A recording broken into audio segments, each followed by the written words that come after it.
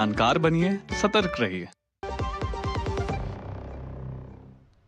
Break के बाद एक बार फिर आप सभी का स्वागत है और एक अनोखी स्टोरी ये बस्तर से और बल्कि अबूझमाड़ के जंगलों से कहूं तो गलत नहीं होगा, क्योंकि अबूझमाड़ के जंगल जिनको कहा जाता है बहुत सघन है और जिनके बारे में बूझना कठिन है, वहां अब उन सघन जंगलों में गूंज रही है आवाज, आ अब लौट चले। जी, छत्तीसगढ़ में माओवादियों को आत्मसमर्पण करने और समाज की मुख्य धारा में वापस लौटने के लिए प्रेरित किया जा रहा है। लेकिन माओवादियों को आत्मसमर्पण के लिए प्रेरित करने की पहल सिर्फ प्राथमिक प्रयास नहीं है, प्रशासनिक प्रयास नहीं है, बल्कि मानवीय संवेदना पर आधारित एक अनोखा प्रयोग है।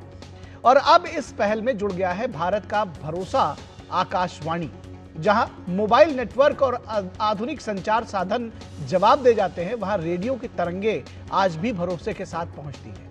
और इसी ताकत को समझते हुए ऑल इंडिया रेडियो यानी आकाशवाणी ने माओवाद प्रभावित इलाकों में दिन में 2 बार ऐसे प्रसारण श्रृंखला शुरू की है जिसमें सरकारी चेतावनियों या घोषणा के बजाय घर परिवार की भावनात्मक आवाजें सुनाई देती हैं। इन अपीलों की सबसे बड़ी खासियत यह है कि वे स्थानीय गोंडी भाषा में है, यानी उसी भाषा में जिसमें मां अपने बच्चे से बात करती है और परिवार अपने सदस्य को पुकारता है।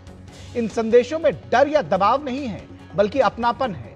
परिवार अपने भटके हुए सदस्यों से भावनात्मक अपील कर रहे हैं, उन्हें याद दिला रहे हैं कि कई लोग मुख्यधारा में वापस लौट चुके हैं, सरकार पुनर्वास की सुविधा दे रही है और जंगल के बाहर जीवन कहीं ज्यादा सुरक्षित और कहीं ज्यादा सम्मानजनक और बेहतर है।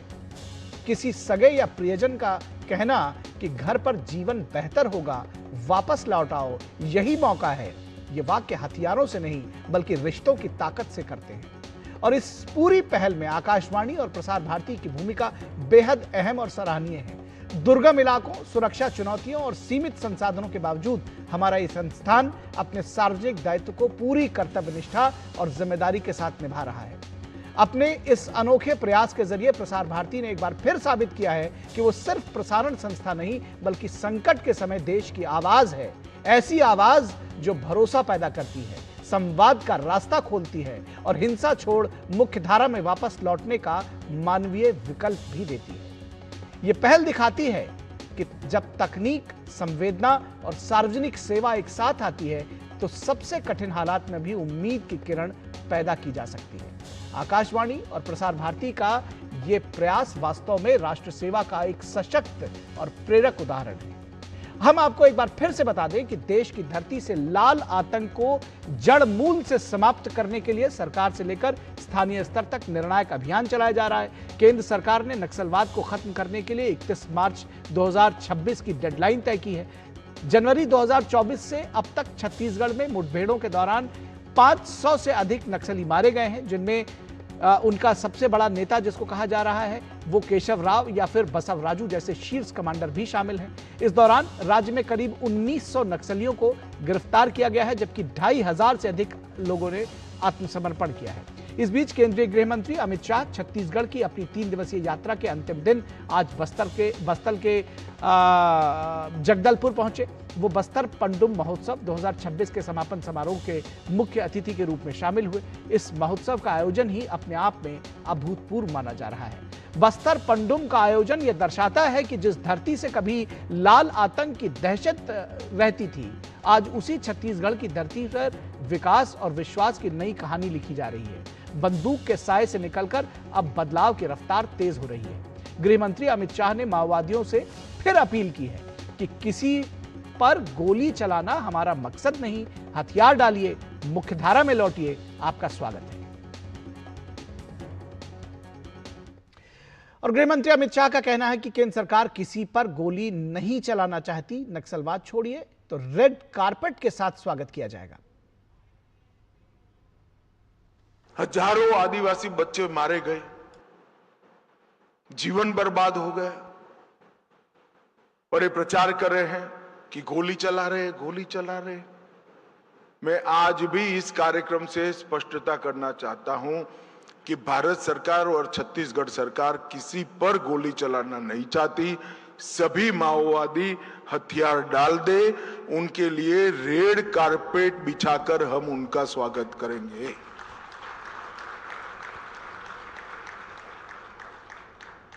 और जो बच्चियां हाथ में बंदूक लेकर खड़ी है, उनको तो मैं 2 हाथ जोड़कर विनती करता हूं कि आप तो जरूर सरेंडर कर जाइए।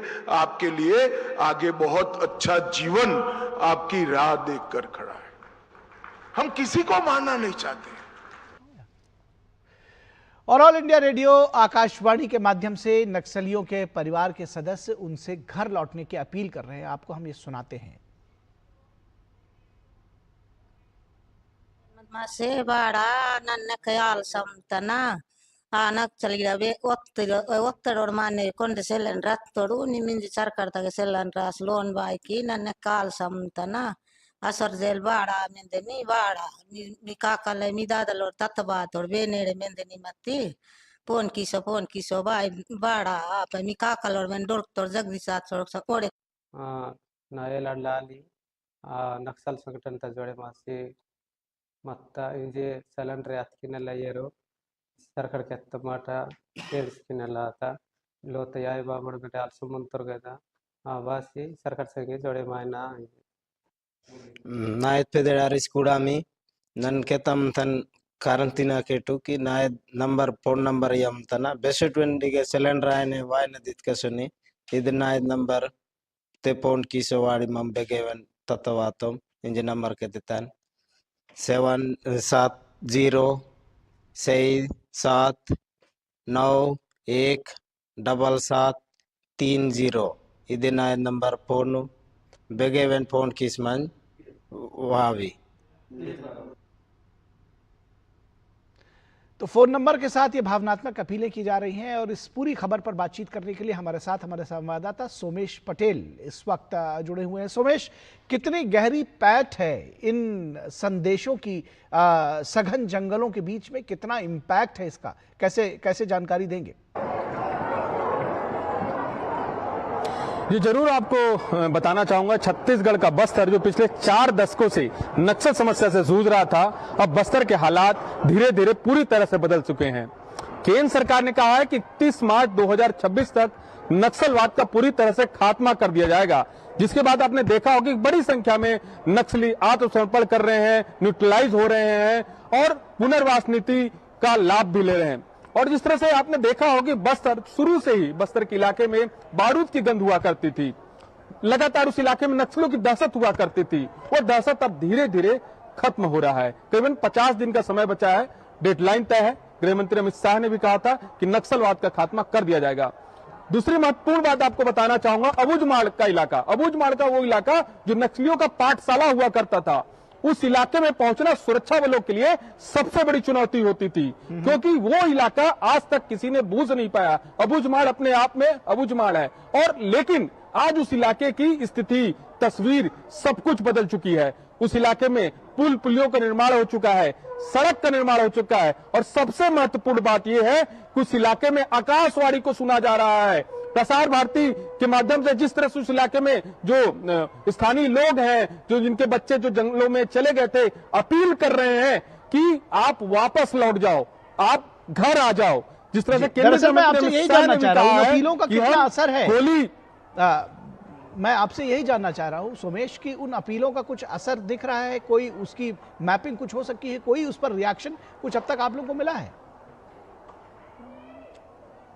जी, बस्तर के तमाम मैं लोगों से बातचीत कर रहा था, अभी मैं बस्तर में हूं। लोगों से जब हमने बातचीत की तो उनका साफ तौर पे कहना था कि आज सबसे बड़ा साधन है आकाशवाणी। आकाशवाणी के माध्यम से उनकी आवाज पहुंच रही है, जंगलों में लगातार वो सुन रहे हैं और अपील कर रहे हैं। उनके परिवार वालों के लोग कह रहे हैं कि बच्चे घर वापस लौट आओ, अब आपको आत्मसमर्पण करना है। जिस तरह से उस इलाके में अबूझमाड़ का इलाका था, नक्सलियों की दहशत हुआ करती थी, बारूद की गंध हुआ करती थी, उस इलाके में बारूद की गंध नहीं बल्कि आकाशवाणी की आवाज सुनाई दे रही है, स्कूल की घंटियों की आवाज सुनाई दे रही है। और स्थानीय लोग साफ तौर पर कह रहे हैं कि बरसों से जो इलाका पिछले 4 दशक से नक्सल समस्या से जूझ रहा था, वो इलाका बदल रहा है। बिल्कुल, और आकाशवाणी, दूरदर्शन और प्रसार भारती के प्रतिनिधि के तौर पर आप भी उसका हिस्सा है, आप भी बधाई के पात्र हैं। बहुत शुक्रिया सोमेश इस तमाम बातचीत और जानकारी के लिए।